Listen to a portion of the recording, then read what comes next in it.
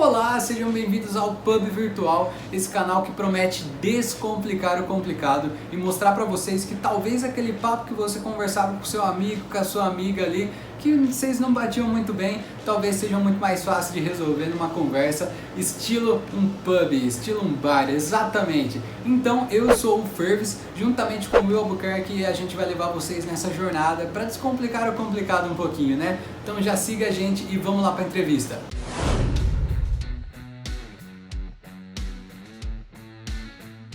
Nosso convidado de hoje é mais que especial, além de ter um currículo impressionante. O professor Juarez Tadeu de Paula Xavier é formado em Comunicação Social e Jornalismo pela PUC São Paulo, tem um mestrado na área de Comunicação e Cultura pela USP e um doutorado em Comunicação também pela USP. Atualmente ele é professor do curso de Jornalismo da Unesp, além de ter uma experiência em jornalismo comunitário, rural, empresarial e científico.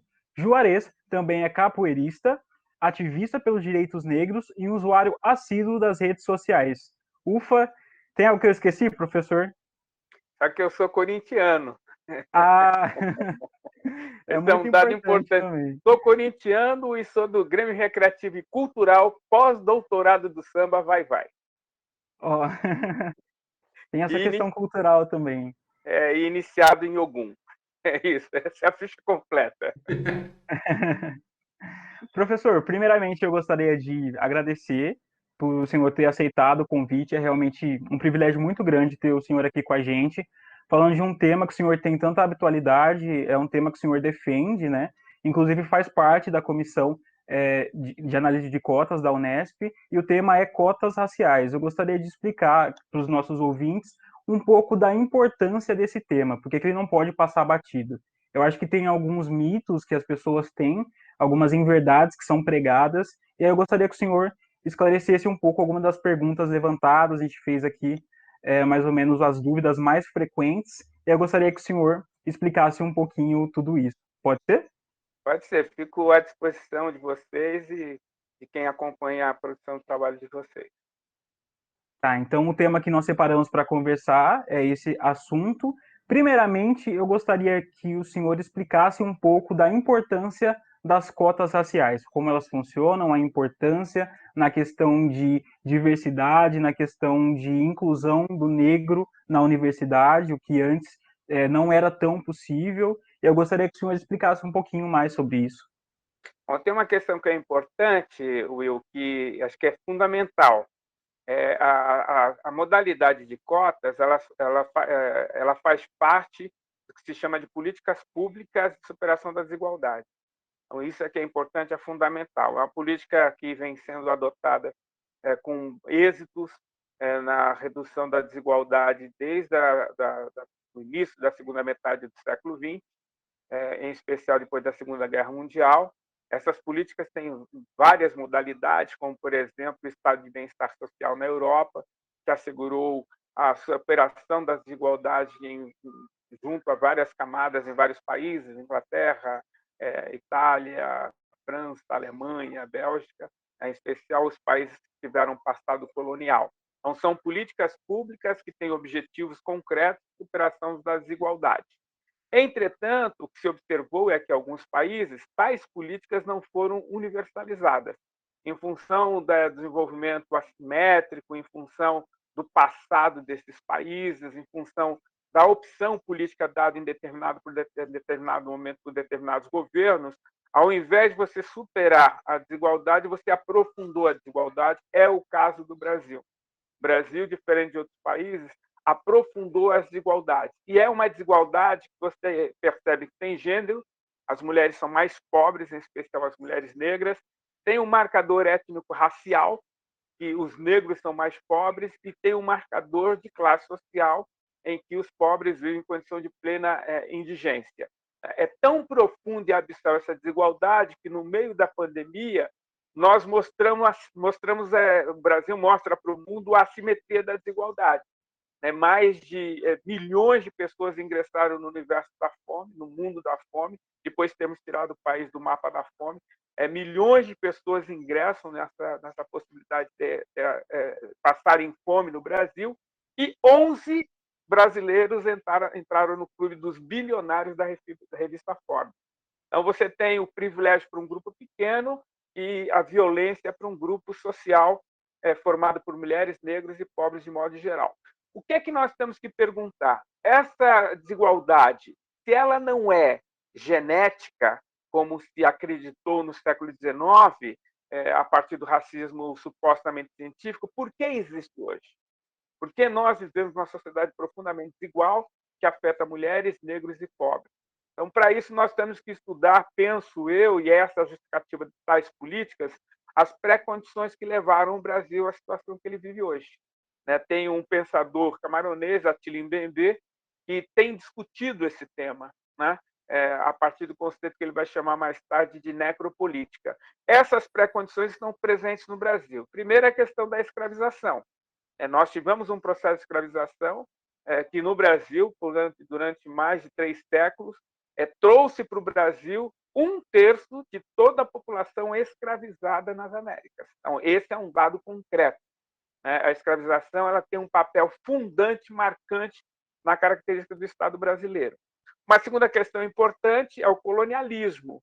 A brutalidade e a violência contra as populações indígenas, elas marcam ainda a realidade que nós temos no nosso país hoje. E a terceira questão que ele vai apontar é o apartheid, que é a segregação dos grupos privilegiados em relação aos grupos que têm necessidades de sobrevivência. Isso cria no Brasil um conceito de descartabilidade humana. Você pega, por exemplo, os altos índices de morbidade da população negra, mulheres e pobres, de modo geral, no Brasil, cria a subcidadania, pessoas que não têm acesso à cidadania plena, como educação, saúde, mercado de trabalho, moradia, que são dignidades asseguradas pelo Estatuto da Cidadania, dos Direitos de Cidadania e Direitos Humanos, e cria um mecanismo terrível de segregação espacial e conceitual. As periferias do Brasil são onde vigem o chamado estado de exceção. Então, você tem um grupo de pessoas que está totalmente apartada dos direitos. A conformação disso, ao longo do século XX, fez com que você tivesse um grupo de pessoas que acessou o capital econômico, um grupo muito pequeno de pessoas, um grupo que acessou o capital cultural, um grupo que acessou o capital social e um grupo que acessou o capital político. E, fora desse universo, um grupo enorme de milhões de pessoas que vivem à margem dos seus direitos fundamentais, fundamentalmente mulheres, pretos e pardos e pobres de modo em geral. Quando você vai estudar isso, você percebe que tais políticas são necessárias para você superar esse fosso. Se você tem um desenvolvimento econômico extraordinário, como o Brasil teve no século XX, e nem toda a população é beneficiada por esse desenvolvimento, é necessário você ter políticas concretas para poder superar essa desigualdade. Por isso, são necessárias políticas públicas que atendam às necessidades das mulheres, às necessidades da população negra e às necessidades da população pobre. São políticas públicas. É nesse sentido que você adotou no Brasil as políticas de ação afirmativa na modalidade de cotas para o ingresso na universidade e no serviço público. O que pode ser apontado é que essas políticas, num curto espaço de tempo, mudou significativamente o cenário das universidades públicas, de 2012 até agora. Você tem mais presença de jovens negros, pretos e pardos, meninos e meninas, mas também o aumento, por conta dessa política, da presença de alunos de escola pública, que não se tinha antes. Nessa universidade que eu estou, a gente sai de 10% para mais de 50% de alunos de escola pública, de modo geral, e mulheres, que passa a ser maioria, na grande maioria dos cursos oferecidos pela universidade. Então, isso é importante. As políticas públicas, na modalidade de cotas ou não, têm por objetivo superar a desigualdade estrutural da sociedade no Brasil, o racismo estrutural que estruturou, fundou e replica a segregação e a violência em todas as instituições, inclusive na universidade. Por isso são necessárias, acreditamos nós, essas políticas de ação afirmativa que foram positivas fora do Brasil e já mostra aspectos positivos no Brasil. Por isso a necessidade dessas políticas. E aí o senhor estava falando sobre essas políticas públicas e ações afirmativas, e eu acho que tem uma relação direta com essa questão da pandemia, o quanto essas políticas públicas, o quanto o estado de bem-estar social ele é importante, o quanto essa intervenção estatal ela é importante, e como o neoliberalismo nos dias de hoje já não se aplica mais, né? Então, nós, como o senhor falou, nós temos um histórico de violência, de preconceito, de discriminação, e não dá para ignorar tudo isso sem uma intervenção do Estado. Então, quem tem um papel de privilégio, quem tem privilégio, no caso a branquitude, ela não vai abrir mão disso tudo, ela não vai deixar de se beneficiar. E aí, se o governo não intervém de uma forma efetiva para que isso seja possível, para que mude esse cenário, nada muda, né? E a pandemia também mostrou isso. O neoliberalismo não funciona só se for para perpetuar privilégio mesmo, porque nessa questão de igualdade ele não funciona. E aí o senhor também falou de um ponto que eu achei muito importante, de como que foi o processo de escravização aqui no Brasil. E eu estava lendo um livro, inclusive o Sidney Nogueira, do livro Intolerância Religiosa, ele fala sobre isso também, que é o conceito de epistemicídio, né? Desse ataque ao saber alheio, às culturas alheias, como um mecanismo de dominação, né? Eu acho que está totalmente relacionado ao que o senhor falou. Tem uma tríade, né, que é o genocídio, o etnocídio e o epistemicídio. Faz parte desse pacote perverso que nós vivemos, o racismo no Brasil. Queria chamar a atenção para um aspecto que você pontuou muito bem. Não existe histórico, nesses últimos séculos, de países que superaram a desigualdade sem a presença do Estado. Não existe. Não existe. Né? Portanto, é uma fantasia vendida pelo projeto neoliberal de que é possível você desenvolver o desenvolvimento e a superação da desigualdade. Quase nunca se fala da superação da desigualdade nos projetos neoliberais, mas é impossível pensar tal possibilidade como um mecanismo, a ausência do Estado como um mecanismo possível de superação da desigualdade. Outro dado importante, que é perverso, que a realidade mostra, que ao fazer esse discurso, ele prepara terreno para que os grandes capitais se assenhorem do Estado. Isso é que é muito interessante. Porque, por exemplo, quando você pega a transferência de recurso da sociedade via Estado para esse grupo privilegiado, você percebe o papel estratégico que o Estado tem. Na pandemia, isso se tornou muito mais evidente.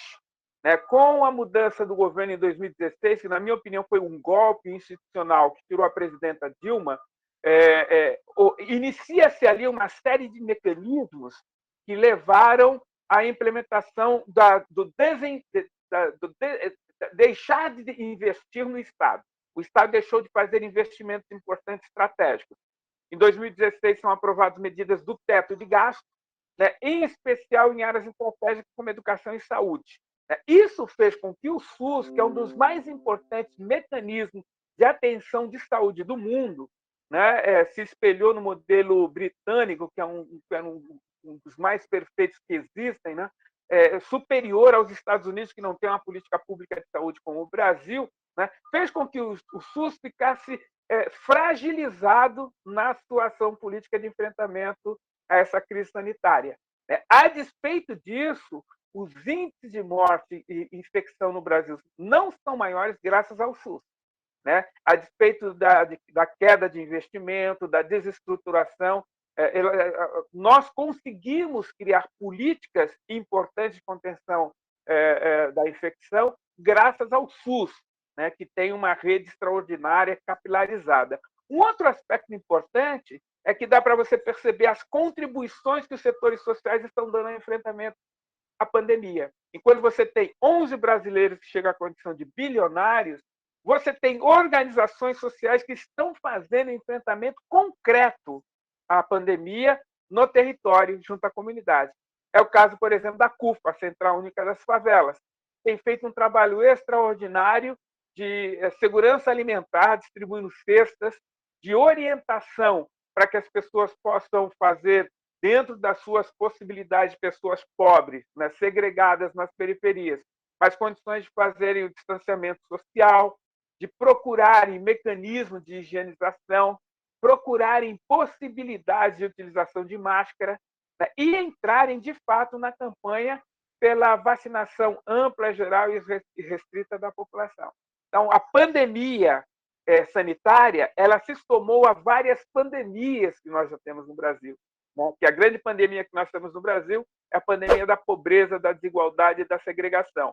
Essa pandemia sanitária intensificou isso. E, ao discutir isso, você percebe quais são os grupos sociais diretamente envolvidos no enfrentamento da pandemia e aqueles grupos que estão alheios a esse envolvimento. E aí você observa uma coisa que me parece fundamental, determinante, né?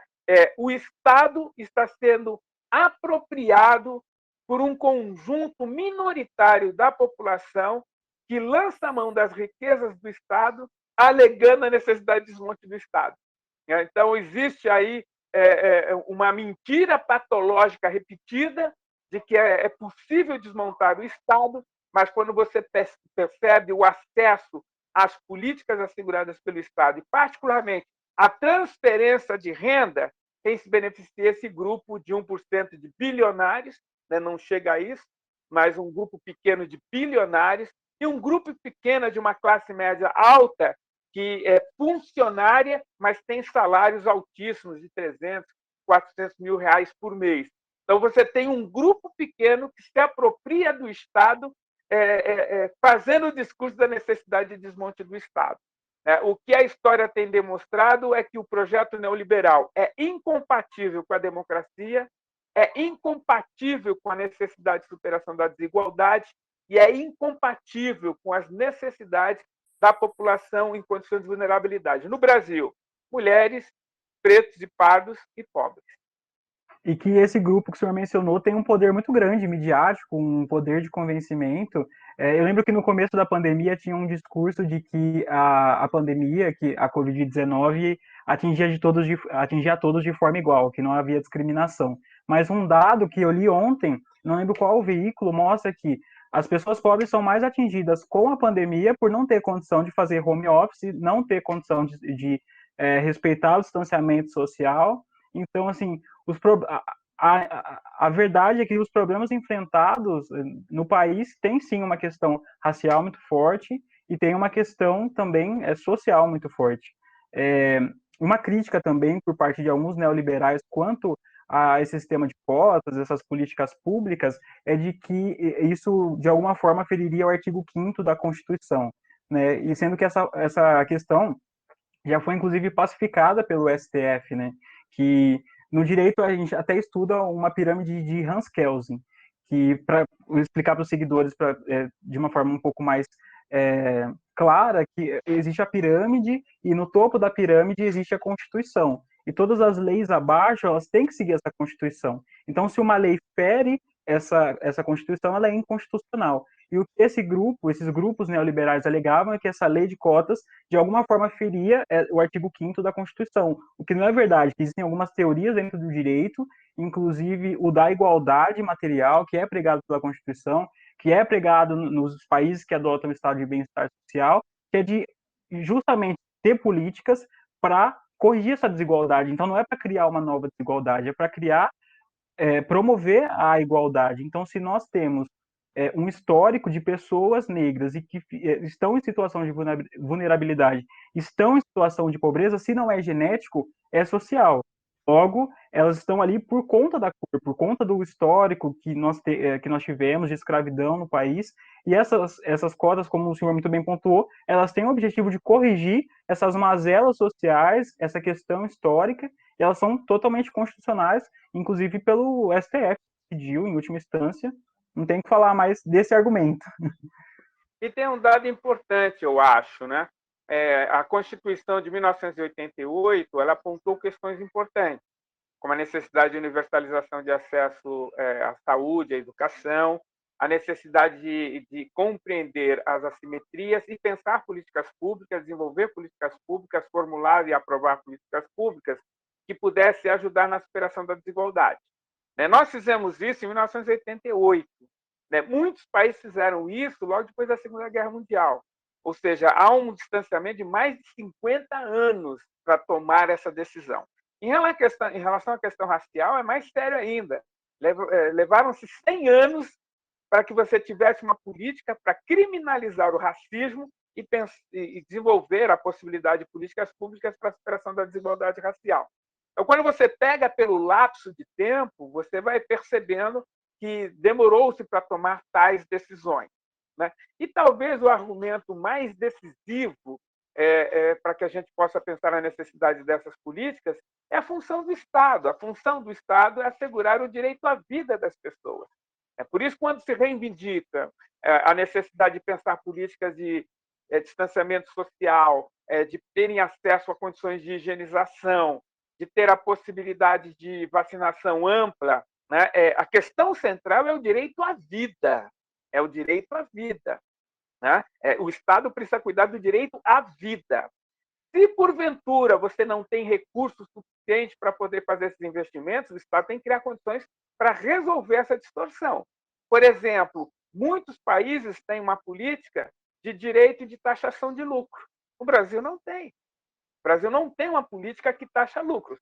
Ela taxa direitos previdenciários, ela taxa o trabalho do pequeno e médio empresário, taxa tudo, menos lucros. Não tem taxação de lucros. Não tem taxação de grandes fortunas, né? Esses bilionários que fazem parte desse clube dos bilionários, há uma relação dos 130 bilionários do Brasil. Quando você olha essa relação, você pega lá grandes anunciantes dos meios de comunicação e donos dos meios de comunicação, né, que interferem diretamente na esfera pública do debate, condicionando um determinado debate, como, por exemplo, os pressupostos neoliberais, né, que afetam a população, como, por exemplo, a questão da privatização. Né? Ela afeta diretamente a população pobre, isso é fundamental. O desmonte dos direitos previdenciários afetou profundamente a população mais pobre. O desmonte dos direitos trabalhistas afetou profundamente a população mais pobre.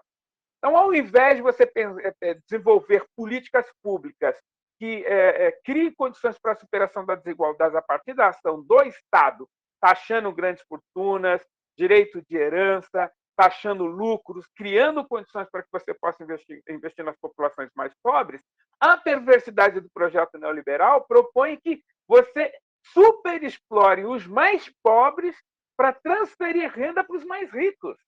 Eu acho que esse dado é fundamental. Milhões de pessoas ingressam no mapa da fome, do desemprego, enquanto 11 brasileiros entram no clube dos bilionários. A assimetria é brutal. Você tem uma crise sanitária, a mais séria crise sanitária dos últimos 100 anos. As mortes estão chegando perto de 400 mil pessoas. Há um colapso no sistema de saúde, há um colapso no sistema médico instituído no Brasil, há ausência de vacinas por opção do governo. É importante destacar isso. O governo boicotou enquanto pôde a não compra de vacinas, comprou agora em função de uma perspectiva eleitoral, não uma perspectiva de responsabilidade administrativa com o país, é uma perspectiva eleitoral, e por conta de vários fatores, entre eles a CPI do genocídio, como está sendo chamado por alguns parlamentares, por alguns congressistas brasileiros.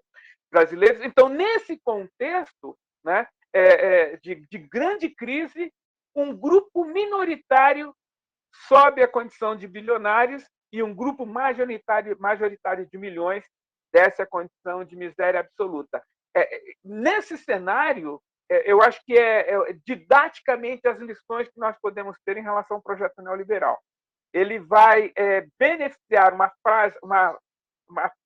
franja muito pequena de pessoas e colocar numa situação de fragilidade econômica, política, social, cultural e psíquica a grande maioria da população. É um modelo que interessa a um grupo minoritário da sociedade brasileira. Os dados mostram que no Brasil você tem, entre bilionários e classe média, alguma coisa perto de 18% a 19%. 80% da sociedade brasileira, que mantém o Estado a partir do pagamento de seus impostos, ela vive em situação de estresse. corre o risco de perder o emprego, corre o risco de perder a casa, corre o risco de perder o plano de saúde. Ela vive se equilibrando entre vários perigos que ela precisa enfrentar na sociedade brasileira. Né? A aplicação dos modelos e dos projetos neoliberais no Brasil mostram a ineficiência desse projeto para a superação da desigualdade. O exemplo que nós temos laboratorial é o Chile.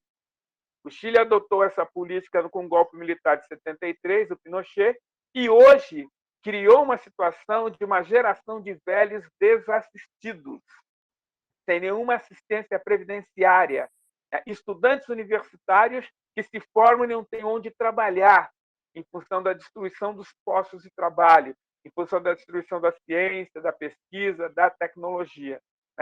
Quem quer saber como são os resultados do projeto neoliberal num país na América Latina, olhe para o Chile e veja as profundas contradições que foram geradas nessa sociedade em função da adoção das políticas neoliberais adotadas naquele país. O atual ministro da Economia do Brasil, que vivia fazendo elogios sobre o Chile, lá no começo da gestão, deixou de fazer. Porque foi tão escancarada a crise do Chile ligada ao modelo neoliberal que, pelo menos quem tem minimamente neurônios para serem mobilizados, compreendem que é uma política inadequada para a realidade política, econômica, social, cultural, racial, étnica e de gênero na sociedade brasileira. E o senhor acha que o Brasil está indo nesse mesmo caminho? Eu acho que está indo nesse mesmo caminho por força desse governo. A política desse governo, não dá para dizer a proposta do governo, porque foi um governo eleito sem proposta. Beneficiado, na minha opinião, pela ausência de um jornalismo combativo, de um jornalismo que falasse as condições desse candidato durante a sua passagem pelo Congresso Nacional. Em 28 anos, não tem um projeto relevante, envolvido em mecanismos de ataques aos direitos humanos, de prática de racismo, de misoginia, de xenofobia. Então, foi eleito sem nenhum projeto. Ao assumir o projeto, criou-se uma estrutura narrativa de um suposto grupo liberal no governo. Vocês lembram, né? Tem uma parte militar, tem uma parte fundamentalista, tem uma parte liberal, tudo cascata. Tudo cascata. A proposta apresentada foi uma proposta de avançar contra os direitos sociais. Isso é seríssimo. O Brasil, com as características que ele tem, ele desmontou o seu projeto previdenciário. É tão perverso esse sistema que, no início da pandemia, membros desse governo estavam comemorando a morte de velhos que iriam reduzir a pressão contra a Previdência Social. É isso que caracteriza, o Attila Mbembe vai chamar de necropolítica, a política da morte. É isso que caracteriza. Quando o governo ele fica feliz com a morte de cidadãs e cidadãos do seu país, porque isso vai impedir a pressão sobre essa necessidade de mais políticas públicas. Isso é assustador.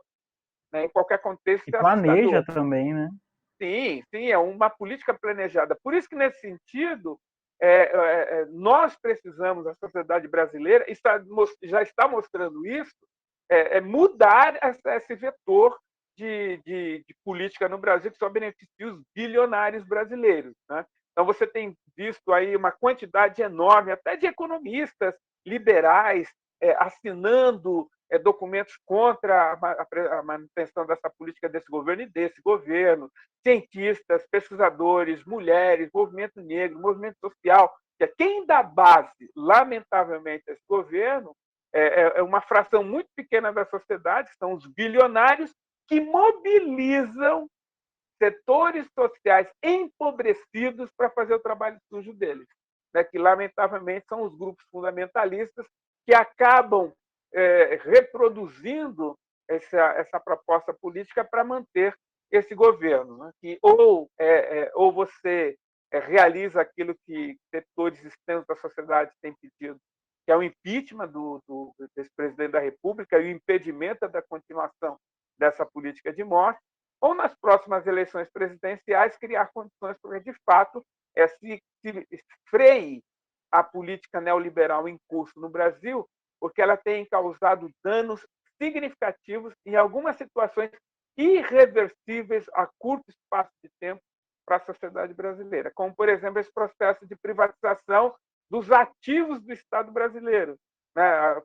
Enfraqueceu a Petrobras, enfraqueceu o Banco do Brasil, enfraqueceu os Correios, que sempre foram empresas modelares no Brasil, né? Foram enfraquecidos com a perspectiva de serem privatizados. Então, há ações e políticas em curso que ameaçam seriamente a continuidade de uma política democrática, sustentável e em defesa dos direitos humanos no Brasil. Por isso é necessário frear o ímpeto dessa política que tem se mostrado danosa e desastrosa para o Brasil. Muito obrigado pela análise, doutor. Fer, você tem alguma pergunta para fazer para o professor? Alguma curiosidade? Assim, eu acredito muito no que o senhor falou sobre a relação da pandemia com a economia do Brasil. A gente pode ver claramente que, na verdade, quem é rico ficou mais rico e quem é pobre ficou mais pobre.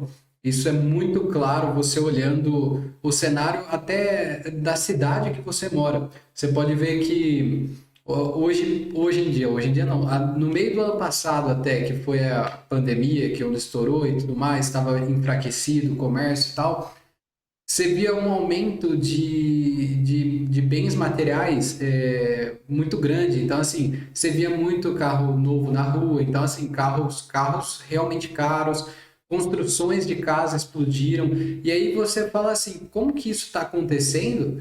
Sendo que a maioria das pessoas estão perdendo emprego, está acontecendo um desastre no mundo inteiro. E como que você vê que isso está acontecendo? Você vê que, na verdade, isso serviu para os ricos ficarem mais ricos e os pobres ficarem mais pobres. Isso foi um fato. E é muito triste você ver isso e não poder fazer nada, né? Isso é uma coisa que entristece realmente ali tanto o coração quanto principalmente a mente de você pensar que o Brasil pode ser um lugar melhor, né? Sim, você pega pelo dado concreto. Acho que vocês lembram daquela fatídica reunião que houve do presidente e o seu ministério, que, além dos palavrões e palavras de baixo calão que foram proferidas nessa reunião, há uma fala do ministro Guedes que ele diz: nós não vamos repassar dinheiro para pequenas e médias empresas, porque essas não nos interessam, elas dão prejuízo e não dão voto. Nós vamos preservar o dinheiro do Estado para as grandes empresas. Foi o que ele fez. Né? Isso caracteriza um repasse de recursos da sociedade para esses grupos. Né? O Estado passa a ser uma espécie de agiota de cobrar dos pobres e repassar para os ricos. É um Robin Hood ao avesso. Né? O Estado tem feito isso em função dessa orientação dada pelo atual governo. Né? Isso faz com que haja esse aprofundamento que você muito bem apontou. Dá uma olhada nos empreendimentos que crescem. São empreendimentos assegurados pelo governo. Né? Empresários, por exemplo, que estão abrindo lojas pelo Brasil afora, são empresários que têm grandes dívidas com o Estado brasileiro, né, captando dinheiro através do BNDES para abrirem lojas, para abrirem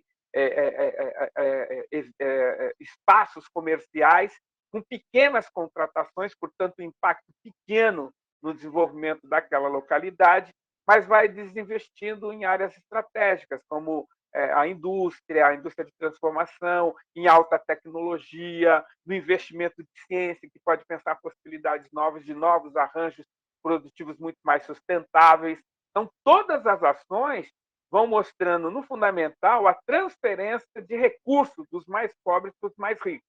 É nisso que tem se caracterizado a gestão da crise no Brasil. Por isso, esses números gigantescos de mortes, né? Mortes evitáveis.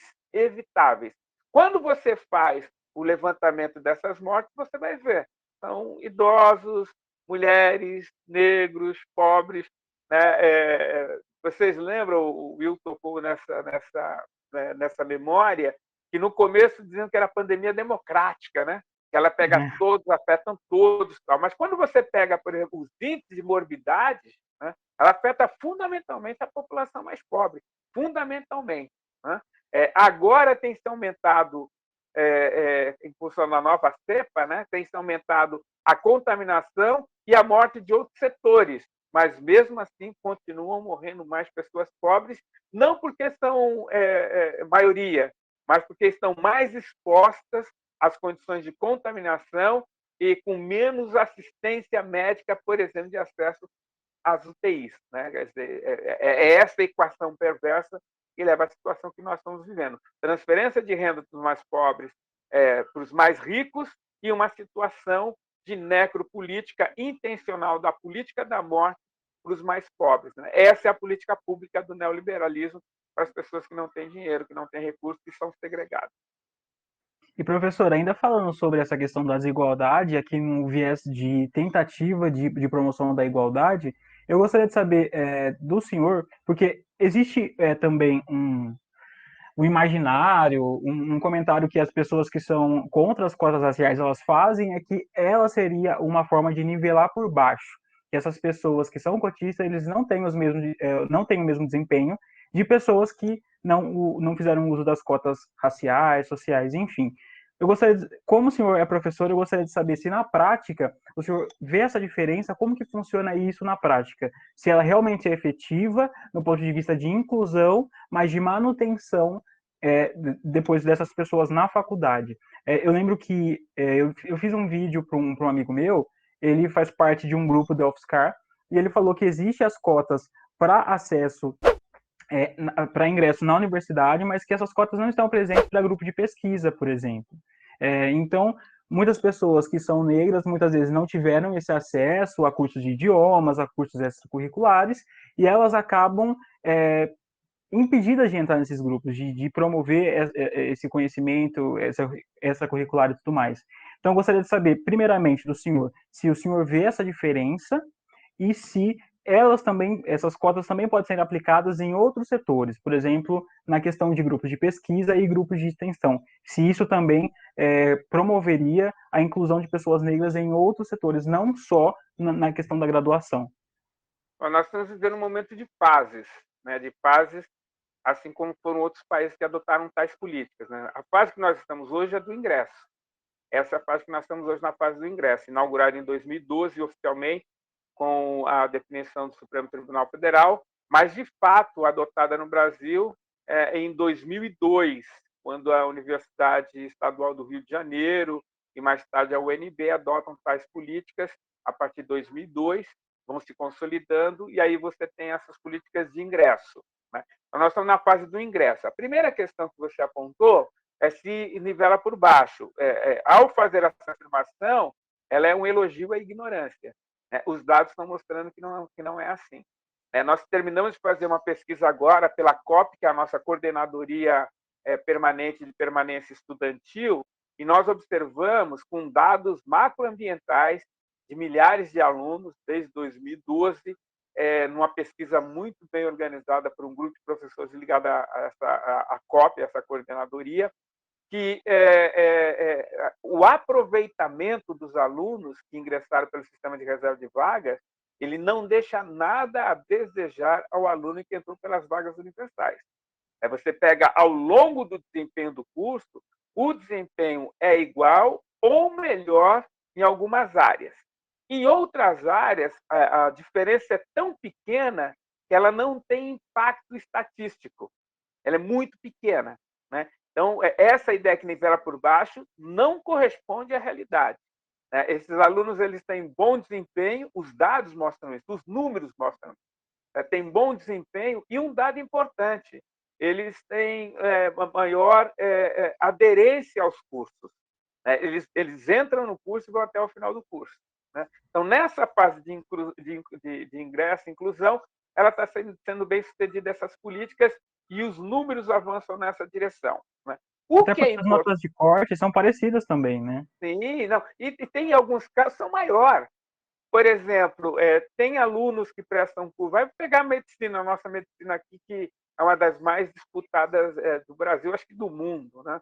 São mais de 200 alunos por vaga. Né? O aluno preto e pardo que entraria em primeiro lugar em qualquer outro curso da universidade. Em qualquer outro curso da universidade. Há alunos cotistas que não ingressam porque preencheram as vagas, que estão à frente de muitos alunos que entraram em outros cursos. Então, o nível do aluno que entra pelo sistema de reserva é altíssimo, né? Na pós-graduação, isso é mais acentuado, né? Quando preenche as vagas na pós-graduação, você tem um conjunto de alunos com notas muito boas, mas como fechou as vagas pelas ações afirmativas, não entra no curso. E aluno de nota mais baixa entra no curso. Entra no curso. Então, o que mostra que essa ideia de nivelar por baixo não corresponde à realidade. A questão concreta que nós temos hoje da permanência, ela não vai ser resolvida só dentro da universidade. Eu acho que precisa ter uma politização dessa discussão e desse debate. A universidade hoje ela passa a ter constrangimentos de investimentos públicos feito abertamente pelo governo federal que tem impactos negativos. Diminuíram as bolsas de iniciação científica, diminuíram as bolsas direcionadas para mestrado e doutorado e pós-doutorado, diminuíram os recursos de mobilidade. Então, você passa a ter uma série de problemas de investimento na universidade que exige o novo aporte dos governos estaduais e federal. A ideia é que as universidades que fizessem a política de ingresso fossem beneficiadas com aumento de recursos. Isso não aconteceu. É necessário um novo aporte para atender essa necessidade. E há a questão do enfrentamento interno na universidade, que isso é necessário. É necessário que esse grupo que entre na universidade, que já começam a provocar mudança no ensino, na pesquisa, na extensão e na permanência, se organizem para disputar a narrativa e os recursos da universidade. Isso é necessário, absolutamente necessário. Por exemplo, o que é que justifica hoje um exame de proficiência se você tem publicação em português das mais importantes obras publicadas pelo mundo afora?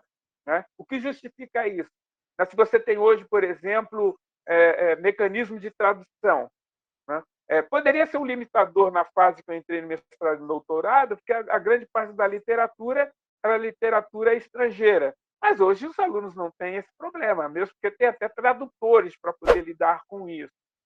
Então, você começa a observar que prevalece ainda na universidade determinados mecanismos que fazem parte da política da universidade, que foi consolidada ao longo do tempo, que exige por parte da comunidade acadêmica uma politização do debate. Não é partidarização, é uma politização. A universidade que opta pela inclusão precisa fazer mudanças no ensino, na pesquisa, na extensão e na permanência. Precisa fazer o enfrentamento das dimensões epistêmicas, teóricas, metódicas, técnicas, éticas, deontológicas. Ou seja, nós precisamos avançar para essas mudanças. É necessário avançar para essas mudanças, que são imprescindíveis. Elas se imporão na realidade política das universidades por conta desse adensamento de alunos pretos e pardos e mulheres e alunos de escola pública que ingressarão na universidade. Mas, para isso, eu acho que uma participação mais efetiva da comunidade, politizada. O que eu acho que é importante politizar é no sentido de compreender que os recursos repassados para a universidade hoje são insuficientes para que ela adote uma política mais agressiva de inclusão. Então, se os recursos são parcos, é necessário que haja um debate político na universidade sobre o destino desses recursos para que você possa ter uma política com essas características. Enquanto não ampliar os recursos da universidade, ela vai passar por esses constrangimentos, porque a equação, Will, ela não bate. Você tem uma demanda que é inelástica, mas você tem um recurso que é elástico. Então, você precisa mudar a natureza dessa perspectiva. E acho que esse debate tem sido feito com maior frequência por pesquisadores, estudiosos, mas eu acho que ainda não atingiu o chão da fábrica. Ainda nós não conseguimos fazer com que a comunidade universitária entre, de fato, nesse debate para entender a complexidade do problema que nós estamos enfrentando. Então, acho que são problemas de crescimento. A gente tem que ver com um problema de crescimento. Foi criado esse problema porque entraram mais alunos pretos e pardos, escolas públicas e mulheres na universidade. Tá legal. A partir daí, o que eu faço? Aí precisa abrir um debate sério, consistente, político, qualificado, em especial na universidade pública, porque a universidade pública ela atende uma demanda da sociedade e não pode atender uma demanda apenas do seu corpo dirigente ou do seu corpo que constitui essa comunidade. A universidade pública existe em função de uma demanda da sociedade por educação superior de qualidade, por desenvolvimento tecnológico, desenvolvimento científico, por desenvolvimento regional. Então, esse debate é que precisa ser feito. A partir daí, você faz as suas orientações no sentido de assegurar a efetividade das políticas de inclusão na universidade pública. E, professor, ainda sobre a questão das cotas, um problema que surge também com ela, aliás, o único problema, eu acho, salvo engano, a partir de 2019, teve uma comissão na Unesp para avaliar fraude nas cotas e o senhor fez parte dessa comissão avaliadora. Na questão de fraude nas cotas, como que a Unesp, no caso, que é a universidade que o senhor leciona, como ela trata disso, essas fraudes, e como elas são prejudiciais, principalmente para estudantes negros e pardos, pretos e pardos? A cota ela sabota a política pública. Né? A universidade adotou as políticas de ação afirmativa em 2012 e adotou as políticas de cotas de ação em 2014, adotou as políticas de cotas e adotou as políticas, nós chamamos de política de cotas, nós chamamos de sistema de reserva de vagas para pretos, pardos e indígenas, escola e alunos oriundos de escola pública. Adotamos em 2017 a política de averiguação das autodeclarações de pretos e pardos. Criou-se um ativo muito grande em 2014 e 2019, e 2018 fundamentalmente. Nesse período dos levantamentos que nós fizemos, nós conseguimos aferir a inadequação de autodeclaração de 27 alunos que foram expulsos, né? Foi a universidade que expulsou o maior número de alunos, assim, do ponto de vista quantitativo e percentual também. E depois, em 2019, mais 29 alunos. Né? Ao total, foram 53 alunos que foram expulsos da universidade desde a instalação das comissões de verificação das autodeclarações. Isso é um número significativo. A universidade ela verificou, instaurou o processo administrativo, não tendo correspondência, expulsou como um ato monocrático do reitor. A comissão assessora apresentou os dados para o reitor e o reitor usou a prerrogativa da expulsão desses alunos, que é um número grande, 53. Mas eu gosto de falar do que a comissão assegurou. A comissão assegurou, nessa perspectiva, o ingresso de mais de 4 mil alunos pretos e pardos em todos os cursos. Essa é a questão fundamental da comissão. Ela não é uma comissão que tem por objetivo impedir o acesso do fraudador. Ela é uma comissão que tem por objetivo assegurar o direito na universidade das pessoas com esse direito. É isso que nós conseguimos, que nós achamos mais importante. Essa comissão, eu presidi essa comissão até o ano passado, agora ela vai ser presidida pelo professor Leonardo e pela professora Mônica, da universidade. Eu continuo fazendo parte da comissão, mas não presido mais a comissão. Então, a comissão vai se debruçar sobre os dados de 2020, considerando que ela fez a primeira fase da averiguação, mas logo depois veio a pandemia, então está pensando mecanismos para dar continuidade à verificação. Vai fazer a verificação de 2021. Um aspecto central, na minha opinião, não é a expulsão dos alunos, mas assegurar que alunos pretos e pardos tenham acesso às suas vagas naquele ano. A gente também não conseguiu isso em função do volume de verificações que são necessárias. Mas, ao longo desse tempo, a Unesp construiu um processo muito bem organizado de verificação espalhado pelos seus 24 campos, formou pessoas muito qualificadas para poder lidar com esse processo hoje, desenvolveu uma plataforma tecnológica que vai dar agilidade ao processo e tem muito bem definido, na minha opinião, os protocolos de verificação das autodeclarações. Eu tendo a crer que haverá um aperfeiçoamento desses mecanismos e isso é importante porque impede a sabotagem da política pública. assegura o ingresso de alunos pretos, pardos de escola pública, nos melhores cursos da universidade e com condições de se manterem na universidade. A nossa coordenadoria permanente de permanência estudantil, ela tem conseguido assegurar que muitos alunos tenham acesso às bolsas de permanência.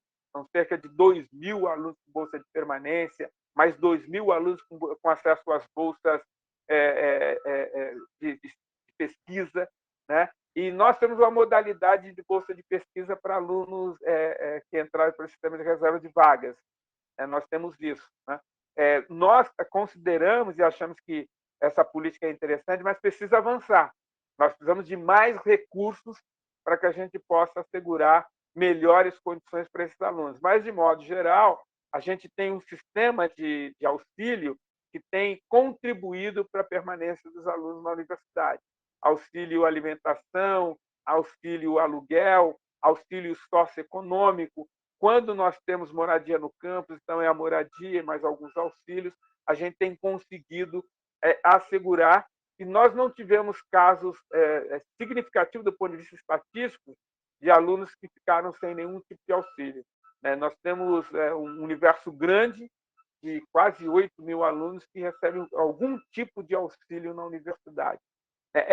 Sabemos que é pouco, é insuficiente em função da magnitude do problema, por isso que precisamos de mais políticas públicas para poder ampliar e assegurar melhores condições desses alunos na universidade. Fê? Bom, eu queria finalizar aqui com uma pergunta, ela é um pouco polêmica até, porque é o seguinte, a gente sabe que em 2015 aconteceu um ato de racismo, né, muito grave na Unesp, inclusive acredito que o senhor tenha presenciado, e eu queria saber se esse ato que aconteceu, se você puder explicar um pouco dele também, se esse ato tende a ver com a questão de ter mais diversidade, mais pessoas negras na faculdade, no caso. Não tenho dúvida, não tenho dúvida. As políticas de ação afirmativa são políticas generosas para o ingresso na universidade de pessoas em condições de vulnerabilidade. Mas, lamentavelmente, até porque muitas vezes é industrializada uma visão contra essas políticas, as pessoas estão contra. Contra porque você afeta o direito, o privilégio das pessoas foi transformado em direito. Elas acham que têm direito exclusivo à universidade, a determinados cursos, e manifestam isso. Manifestam com pichações, manifestam com xingamento. E nós temos manifestado nosso repúdio a essas ações a partir de uma perspectiva de punição. O nosso objetivo é instaurar processo de averiguação, depois processo administrativo, e, chegando à verificação desse fato criminoso, expulsar os alunos, expulsar tais alunos. Então, a tendência, e não foi só no Brasil, isso foi uma tendência que aconteceu no mundo inteiro, ao adotar essa política de ação afirmativa, que aumentou o número de mulheres, população pobre, LGBT, negros, pretos e pardos, você passou a ter também, de uma certa forma, a resistência desses grupos contrários a essas políticas, minoritários na universidade, minoritários. Mas eu acho que é necessário você adotar políticas de identificar tais grupos, abrir um processo legal a partir daquilo que é a legislação da universidade e aplicar as sanções que a lei assegura para que a universidade adote. Eu creio que a Universidade de Brasília abriu um precedente importante que deve ser estudado pela comunidade acadêmica. Alunos que que fraudaram o sistema de ingresso, de reserva de vagas para pretos e pardos, que foram identificados como fraudadores, eles perderam o diploma, eles perderam os créditos e foram expulsos com a alegação de que esses atos criminosos são incompatíveis com a universidade. Isso eu achei maravilhoso. Eu acho que essa deveria ser a atitude, o comportamento e a ação de todas as universidades públicas brasileiras para assegurar o direito de fato à população em condições de vulnerabilidade e o ingresso na universidade. E no caso, foi possível localizar quem fez esse ato, quem cometeu isso, né? No caso que aconteceu na Unesp. Na Unesp nós não conseguimos identificar, porque foi feito no banheiro feminino, sem que ninguém tenha visto efetivamente. Nós abrimos um outro processo depois, mais tarde teve uma fichação, que está sendo investigado pela Polícia Civil. Nós abrimos um processo administrativo para ter um processo educativo e punitivo na universidade, mas também, como é um crime, abrimos um processo de investigação pela Polícia Civil que está apurando. Tem suspeitos, vão chamá-los para depor, e caso seja confirmado, nós queremos abrir um processo de expulsão, de perda de diploma, que alguns alunos já se formaram, de perda de diploma, e aqueles que continuarem na universidade por expulsão.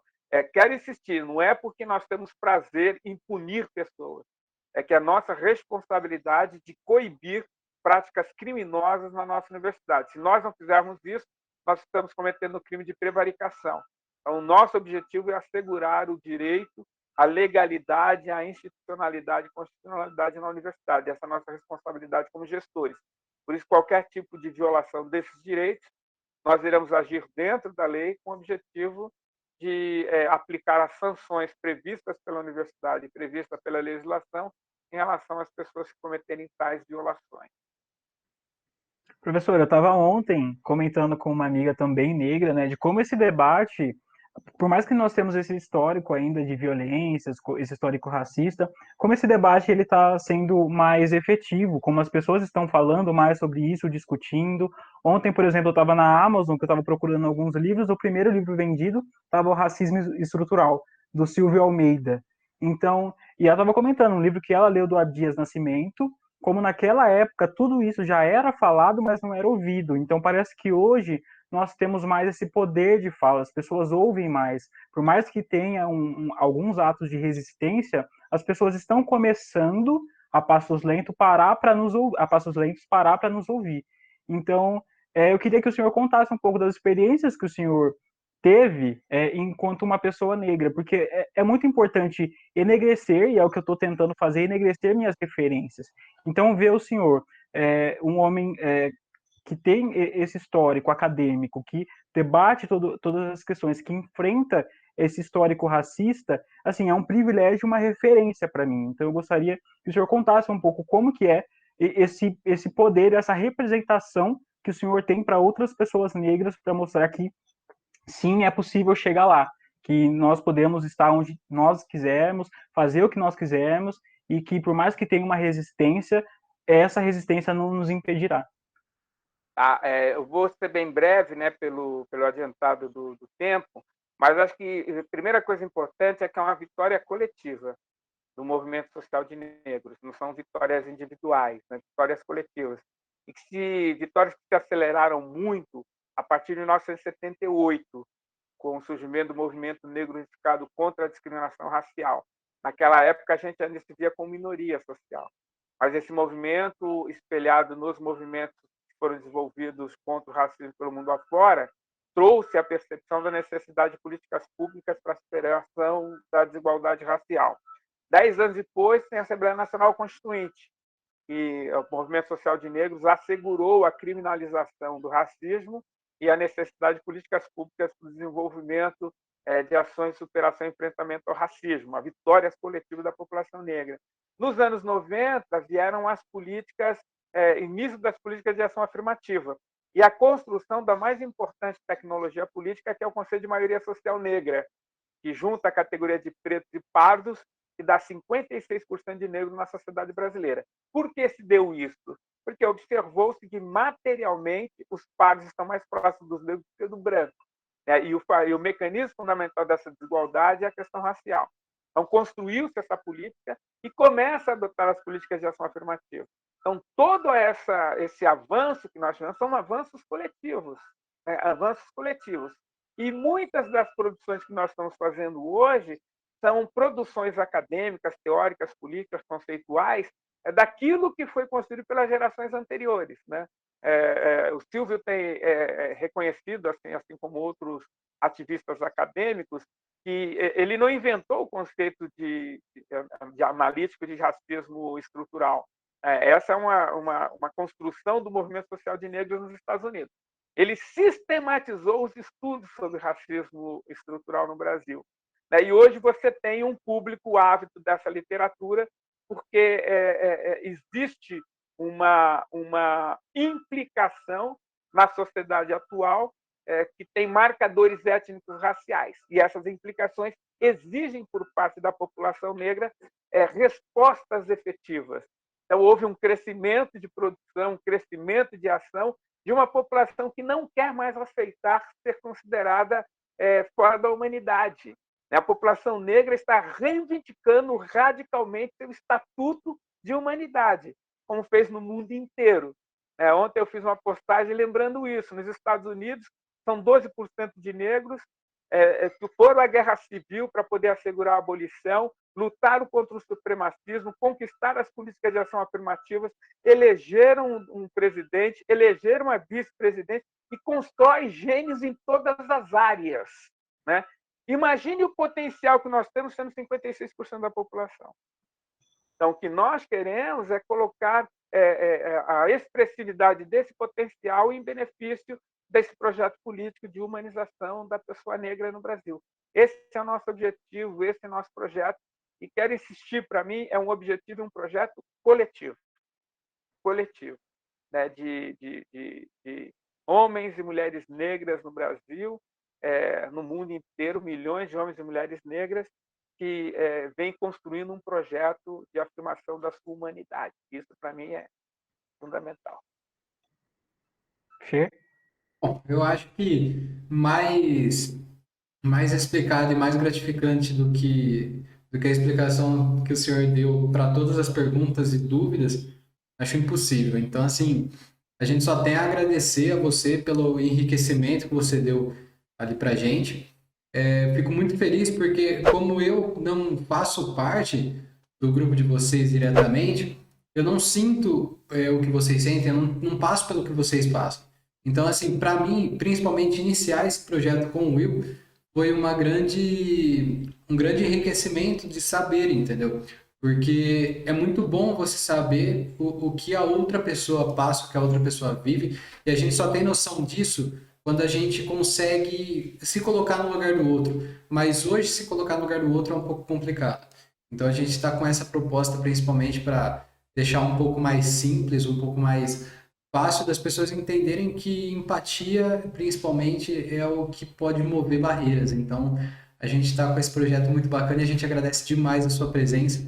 E agora eu vou deixar o Will finalizar com você aí, para a gente poder finalizar esse programa, esse primeiro programa que foi muito fantástico.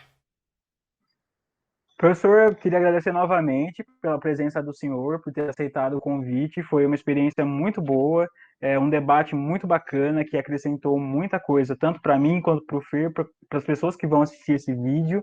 Então, eu quero agradecer e que o senhor continue nessa luta antirracista, que o senhor continue nessa mobilização social. E muito obrigado de coração. Eu quero agradecer porque eu acho que é importante que tenhamos mais espaço para discutir a questão do racismo. O racismo é uma questão sistêmica no Brasil. Né? Ele fundou instituições, ele estruturou instituições e ele replica a violência nessas instituições. Então, para mim, foi um prazer compreendendo que discutir o racismo não é questão de pretos e pardos, né? É a questão da sociedade brasileira, porque todos nós negativamente somos afetados pelo racismo, como bem sinalizou lá atrás Frantz Fanon, dizer que numa sociedade racista todos são adoecidos pela prática do racismo. Os brancos, porque acabam criando uma noção de superioridade que não existe de fato, e os negros, que acabam desenvolvendo um complexo de inferioridade que não deve existir de fato.